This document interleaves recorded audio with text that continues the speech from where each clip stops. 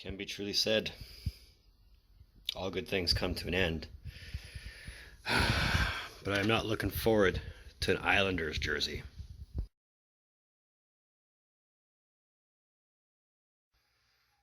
Episode 38, Trev's Hockey Show here on Trev TV.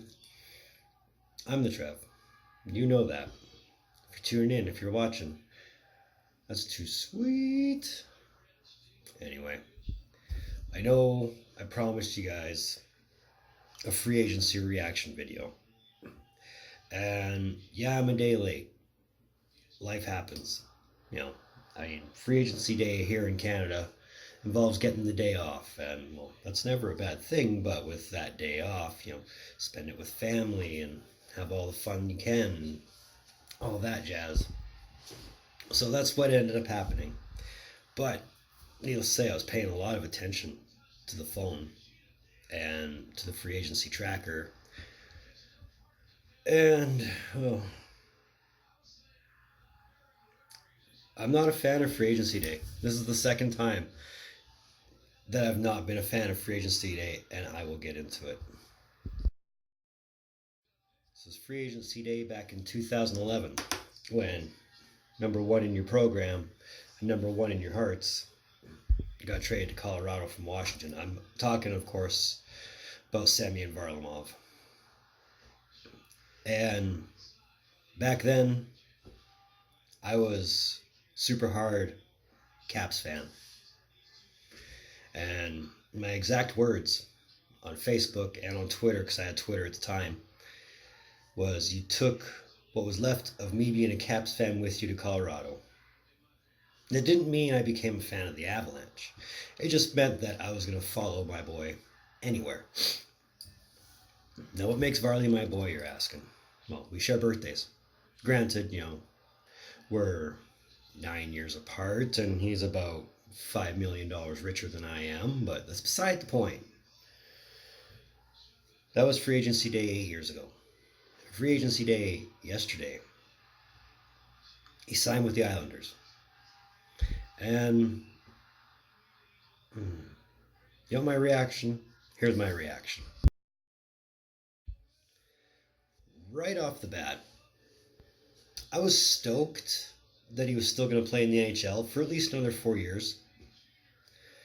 But when it set in that he's going to play for the Islanders, I was less stoked and a little more,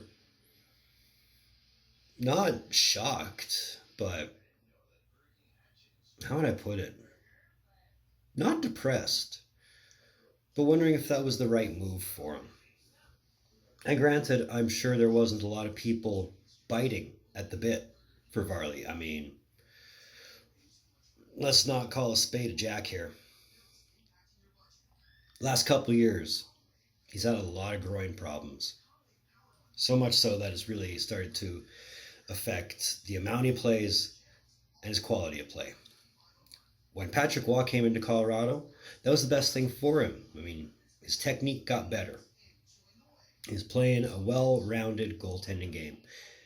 And when he got nominated for the Vezina in 13-14, sky was the limit, or so we thought.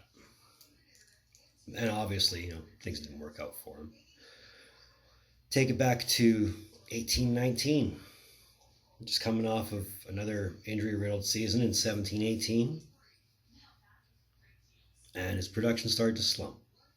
He wasn't the Varley that came into Colorado with a lot of potential. He was the backup goalie who lost his job to Philip Grubauer. And it's weird, this is the second team Grubauer's been on that Varley has essentially lost the job to. I mean, he was part of the three-headed monster in Washington that had Holtby, Grubauer, Varley. Grubauer comes in, trade from Washington. Washington just won the cup, and Grubauer had all kinds of potential under him. The sky was the limit for him. Comes in, takes Varley's starting job. Varley's riding the bench for the playoffs. I think his last game was just shy of a month before the regular season ended. So right there, the writing was on the wall. Everybody, including myself, knew Varley was out in Colorado. But I'm sure everybody, including myself, thought he was going to go play in Russia. Enter Lou Lamoriello. Now, if Lamoriello is to be believed, and come on, it's Lou Lamoriello, who's not going to believe Lamoriello? He was trying to trade for Varley before the season even began in 2018-19, and obviously it didn't work out for him. Didn't make the trade happen, and waited till free agency. And Varley took less money and one less year to go play in Long Island. Now, I'm not going to lie. The Islanders are not one of the teams that I go out of my way to watch. Unless they're playing the Penguins. Because the rivalry between the Islanders and the Penguins is a beautiful thing. It really is. Especially in the last year, where the Islanders have really started, pulling clutch and giving it to the Penguins. Hard, fast. Think of it as Amazon Prime for head trauma. But, looking at that, Varley could be another part of another Penguins / his team rivalry, because you got to remember the Caps Penguins rivalry. He was part of that too. But I'm getting off topic here. If Lamoriello saw something in Varley at the beginning of 2018-19 that translates to now, and it was worth letting Robin Lehner go to Chicago for, then this would be great for Varley. But my concern is Varley's health. Is the groin still going to be a problem? I think of groin injuries like I think of knee injuries, like I think of back injuries. Once that's gone, once you hurt that slightly, severely, you're done. You're almost guaranteed done. I'm not going to lie, the Islanders have a good goalie coach system in their hands, and Varley hasn't had a good goalie coach since Patrick Waugh brought his to Colorado. So I'm hoping, beyond all hopes, that Varley will have a bounce back from all this. Maybe he just needed to get out of Colorado. Maybe he needed that change of scenery. Because 8 years is a long time. But again, there's that. Can he stay healthy? Can he put up numbers that he was putting up in Washington in his first few years in Colorado when he was nominated for a Vezina Trophy? Can he do that? Obviously, time will tell. I don't have foresight. I can't read the future. But all in all, regardless where he's playing, whether it was in Long Island, whether it was in Yaroslavl playing for Lokomotiv, I'm still going to follow Varley. I've only been following Varley since the start of his career. And my opinion notwithstanding, I'm not his agent. I can't tell him what I think is a good move, what I think is a bad move. I'm happy he's still playing in the NHL. I just wish he was playing for a different team. So that's my reaction to Varley signing in Long Island.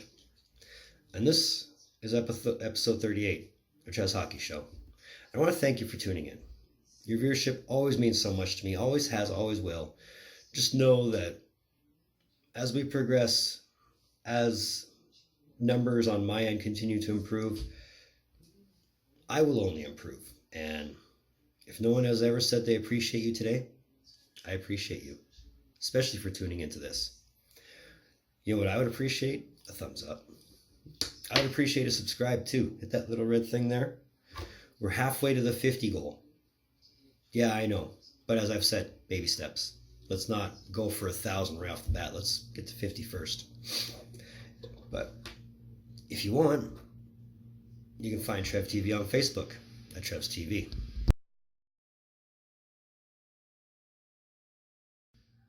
And if that ain't enough, You can also find Trev TV on Instagram at Rockstar Trev TV.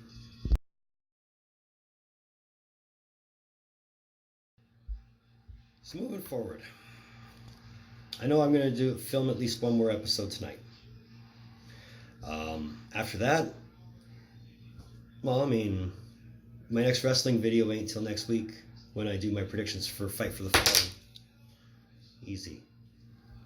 Other than that, whatever comes up is what comes up, and we'll hit that button when it's time to hit that button.